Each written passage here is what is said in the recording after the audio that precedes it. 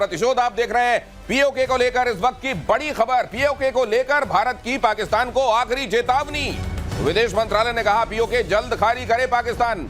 In fact पिछले 15 दिनों के भीतर ये दूसरी बार भारत की तरफ से असर्ट किया जा रहा है, जल्दी खाली करो पीओके। पाकिस्तान मोस्ट वांटेड आतंकियों को सौंपे एमईए ने यह भी कहा। एमईए की तरफ से ये पोस्चरिंग बहुत कुछ कहती है। 15 दिन, एक पखवाड़े के भीतर दूसरी बार ये कहा जाना पीओके को जल्दी खाली करो, और दूसरे ये भी कहा जाना कि भारत के जो मोस्ट वांटेड आतंकी हैं उनको जल्दी सौंपो। ये डोजियर से आगे की बात है। डोज कंटिन्यू कर रही है प्रतिशोध के तौर पर। प्रधानमंत्री ने आज प्रतिशोध को और नए आयाम दे दिए। उन्होंने कहा यह प्रतिशोध ये सिर्फ शोध प्रतिशोध नहीं, ये न्याय के लिए लिया जा रहा प्रतिशोध है। मेजर गौरव आर्या मेरे साथ मौजूद हैं। प्रधानमंत्री की बात पर तो हम जाएंगे। एमईए ने जो ये कहा जी, इसके मायने क्या है? देखिए, मैं दिनेश एक बात कहना चाहता हूं, बड़ी इंपॉर्टेंट बात है। और इंपॉर्टेंट क्यों है?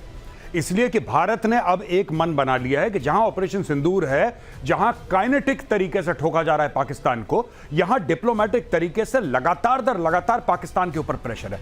कोई ऐसा दिन ना जाए जब पाकिस्तान के ऊपर या तो काइनेटिक प्रेशर ना हो, यानी कि तोप गोला बारूद का प्रेशर ना हो, या पाकिस्तान के ऊपर पानी का प्रेशर ना हो, या फिर पाकिस्तान के ऊपर डिप्लोमेटिक प्रेशर ना हो, स्पोर्ट्स का प्रेशर ना हो। पूरा का पूरा एक इकोसिस्टम भारत ने बना दिया। और रोज पाकिस्तान, दिन के हर पहर पाकिस्तान ये प्रेशर फील करेगा। ये जो कहने वाली बात है ना कि आप हाफिज सईद को सौंपिए, सीधी बात है, आपने रख रखा है यूनाइटेड नेशन डेजिग्नेटेड टेररिस्ट है हाफिज सईद। वो क्या कर रहा है पाकिस्तान के अंदर? क्यों उसको वीआईपी प्रोटोकॉल मिल रहा है? क्यों उसको आप अपने बाबा कौम मोहम्मद अली जिन्ना वाली रिस्पेक्ट दे रहे हैं? वहां पे वापस करो भारत को। दाऊद इब्राहिम क्या कर रहा है वहां पे?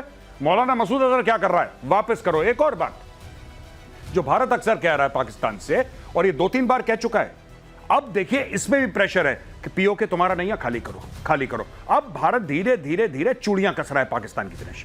नहीं, अब गौरव जी, ये तो यूएन रेजोल्यूशन में भी था कि पीओके को खाली करो जी। पहला स्टेप तो उसका वही था सर। गए थे आप सर बिल्कुल ठीक कह रहे हैं कि पहला स्टेप वो था जो यूनाइटेड नेशन सिक्योरिटी काउंसिल के बात करते हैं ये लोग, प्लेबिसिट के बारे में पाकिस्तानी कहते हैं कि वहां पे वोट होना चाहिए, कश्मीरी अपना फैसला करेगा। ओ भाई, उसका पहला स्टेप तो ये है कि तुम लोग खाली करो, तुम खाली करो। तो पाकिस्तान क्या है, हमारे गले में वो हार पहना देता है हर समय कि इंडिया ने रोक रखा है। पहला कदम तो पाकिस्तान को करना है दिनेश। पहला कदम पाकिस्तान को उठाना है, इसलिए जल्दी उठाए, क्योंकि कदम सलामत रहते रहते कदम उठा लो।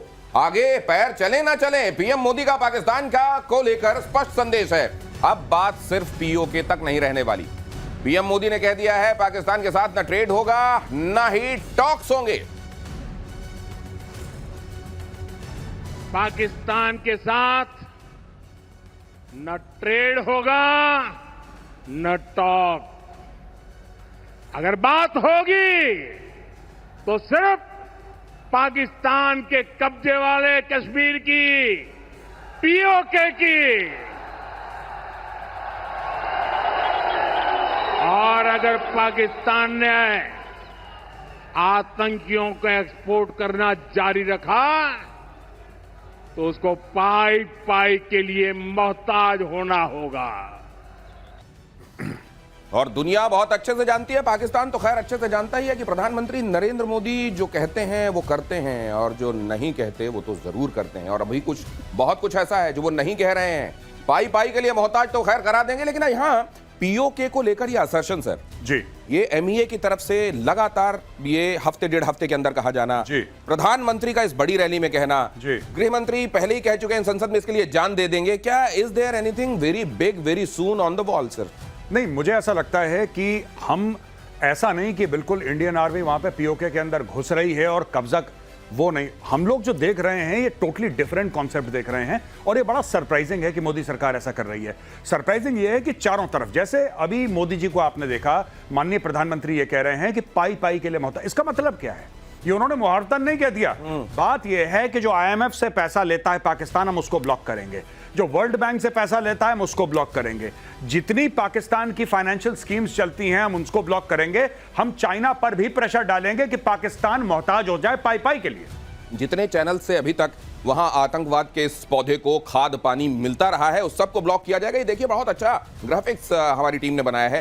कूटनीति से, अर्थनीति से, मिलिट्री एक्शन तो खैर कही दिया गया है कि बंद नहीं होगा, ये थप्पड़ पड़ते रहेंगे। पीओके में बगावत चल रही है, वहां के लोग जो कह रहे हैं कि हमको तो भारत के साथ भैया मिलना है जल्दी, खैर उनको ये पहले कहा जा रहा है कि यहां से चलो, खाली करो। सर ये वहां को लेकर जो कॉम्प्लेक्सिटीज हैं, बहुत सारी चीजें ऐसी हैं जो कहा जा रहा है कि इसको व्यावहारिक रूप से भी देखना पड़ेगा, इस लिहाज से भी देखना पड़ेगा कि चाइना को वहां इन्वॉल्व करके पाकिस्तान ने अपने लिए शील्ड तैयार करने की कोशिश की है। इसको आप कैसे देखते हैं?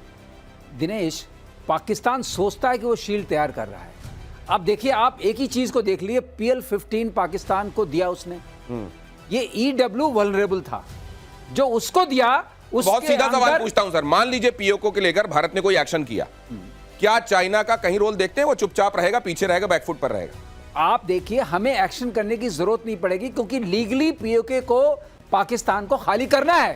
ये तो यूएन की बात हो रही है ना, तो अर्थनीति भी है। लेकिन ये जो आप जिसको न्याय नीति बोलते हैं, अगर न्याय संहिता के हिसाब से भी देखिए तो पहली जिम्मेदारी है पाकिस्तान की पीओके को खाली करना।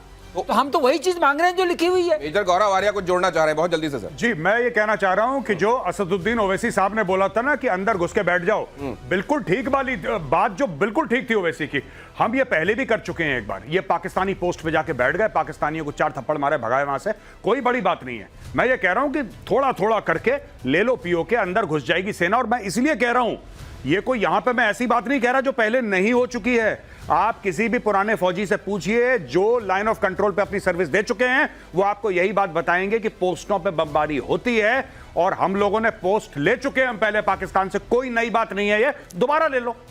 LOC के पार धीरे धीरे जाओ यार, और लेते जाओ अपने हिस्से का, और बना लो एक दिन अपनी सरकार। ISI की बड़ी साजिश का खुलासा, पाकिस्तान हाई कमीशन में ISI का जाल, पाकिस्तान हाई कमीशन जासूसों का अड्डा। मुझे बहुत हैरानी नहीं हुई, पाकिस्तानी जहां रहते हैं वो अपनी शोहरत का झंडा ऐसे ही बुलंद करते हैं। ISI हाई कमीशन में जासूस प्लांट करने का काम चल रहा था, जासूसी का एक पूरा नेटवर्क तैयार करने की जिम्मेदारी दानिश की थी। दानिश ये नाम बड़ा प्रोमिनेंस के साथ सामने आ रहा है, और ये जो हो रहा था, ये लगातार वहां हाई कमीशन का काम क्या होता है, ये होता है क्या? लेकिन ये पाकिस्तानी हाई कमीशन यहां पर ये कर रहा था।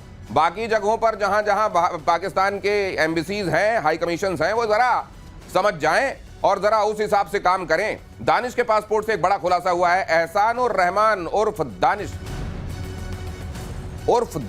ISI का एजेंट था। इसका नाम, अब जैसा कल आपको बताया जा चुका है, मेजर गौरव आर्य बता चुके हैं कि यहां एक नाम न रखने की परंपरा है।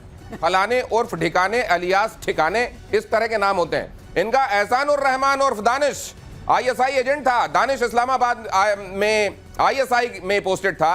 पासपोर्ट में जो मोबाइल नंबर है, उस नंबर का इस्तेमाल दानिश, ज्योति, गजाला और बाकी जासूसों से बात करने के लिए होता था। मतलब यहां जासूसों के साथ, जासूसों का जो नेटवर्क दानिश बना रहा था, उनके साथ बात करने के लिए एक पर्टिकुलर नंबर था जो इस्तेमाल हो रहा था। ISI का, इसकी जड़ें ISI की हैं, और यहां पर ये जो काम कर रहा था वो आपके सामने है। सर, ये इसको किस तरीके से देखा जाए? हमने वक्त रहते उस चेहरे से नकाब खींच लिया, या ये खींचते खींचते देर हुई है? देखिए साहब, ये तो हमें पता लग गया और हमने नकाब खींच लिया। कुछ समय पहले आप ही को पता है कि इफ्तार पार्टी के बहाने पूरा का पूरा हुर्रियत वहां पे आता था सेलिब्रेट करने के लिए पाकिस्तानी हाई कमीशन में, नई दिल्ली में। उनके लिए गाड़ी, अच्छा, केंद्रीय सरकार जो पुरानी सरकार थी वो प्रोटोकॉल प्रोवाइड करती थी। आपको पता है हजारों करोड़ रुपए दिए गए हैं, पाकिस्तान से नहीं, इंडियन गवर्नमेंट ने, जो पहली सरकारें रह चुकी हैं, उन्होंने हुर्रियत को फंड करा। जब आता था गिलानी, तो गिलानी ऐसे आता था कोई कैबिनेट मिनिस्टर आ रहा है, आगे कमांडो, पीछे कमांडो, सायरन बजता हुआ।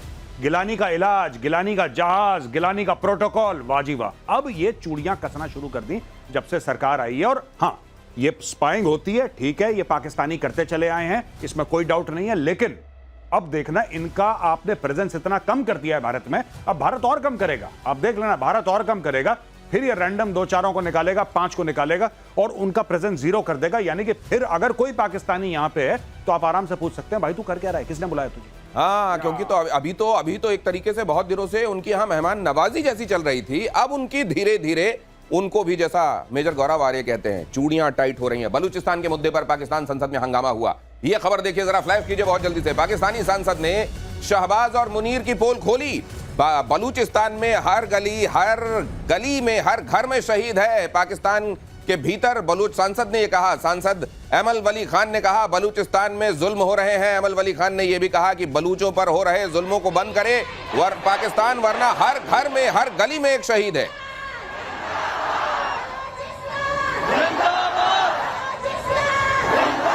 ये बात बड़ी बात है। संसद के अंदर बलोच एमपी का यूं खड़े होकर यह कहना कि अब देखो हमारे हर घर में शहीद है, तुम हम पे अत्याचार कर रहे हो, मतलब ये और कितनी देर की बात है? बहुत बड़ी बात है, ये बहुत बड़ी बात है। वहां भी हो रहा है, सिंधु देश के भी नारे लग रहे हैं और खैबर पख्तूनख्वा में भी हो रहा है। ये देखिए क्या हो रहा है, यही है।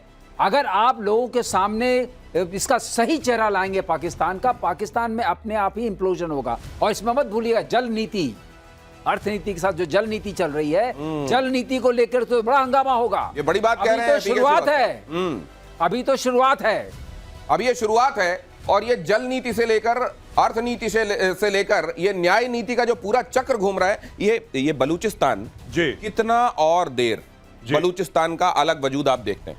देखिए, अगर आप कुछ समय पहले मुझसे पूछते तो मैं कहता कि नहीं, अभी बहुत टाइम है। लेकिन आज की तारीख में मुझे ऐसा विश्वास है, क्योंकि जिस तरीके से पाकिस्तान की संसद से जो बलूच नेता हैं वहां पे एक जमाने में बोलते थे, लेकिन दबी जबान में, जितना ये खुलडुल के आजकल बोल रहे हैं, मैंने ऐसी लैंग्वेज कम सुनी है। इसका मतलब there is a sense of confidence, पहली बात। दूसरी चीज, ऑपरेशन सिंदूर से क्या हुआ है कि बलोचों के अंदर एक नई ऊर्जा आई, एक नई एनर्जी आई है बलोच के ऊपर कि हाँ, जैसे कि उन्होंने हमें डायरेक्टली बोला है कि आप हमें सपोर्ट करिए, पाकिस्तान को निकालते हैं यहां से। तीसरी बड़ी बात यह है कि अब बलूचिस्तान एक ऐसे नहज पे आ गया है कि उनको एक पॉलिटिकल फेस मिल गया है डॉक्टर महारंग बलोच की सूरत में, और अब बलोच पीछे लग गए। यानी कि देखिए, पॉलिटिकल फेस क्यों इंपॉर्टेंट है दिनेश? इसलिए इंपॉर्टेंट है एक राजनीतिक चेहरा, कि वो चेहरा जो दुनिया भर में एक्सेप्टेबल हो। आज की तारीख में लोग कह रहे हैं कि साहब उनको नॉमिनेट कर रहे हैं नोबेल प्राइज की, बातें चल रही हैं। तो आप ये देखिए कि जो बलूचिस्तान का मुद्दा सिर्फ पाकिस्तान के अंदर का था, वो पूरी दुनिया में आग की तरह फैल गया है। और इससे बड़ी बात क्या हो सकती है? ये पूरी दुनिया में अगर आग की तरह फैल गया है, तो ये वो दिन बहुत दूर नहीं है जब बलूचिस्तान से उठने वाली ये आवाज आखिरकार अपने अंजाम तक, मुकम्मल अंजाम तक पहुंचती दिखाई देगी। अलग देश के तौर पर विदेश मंत्री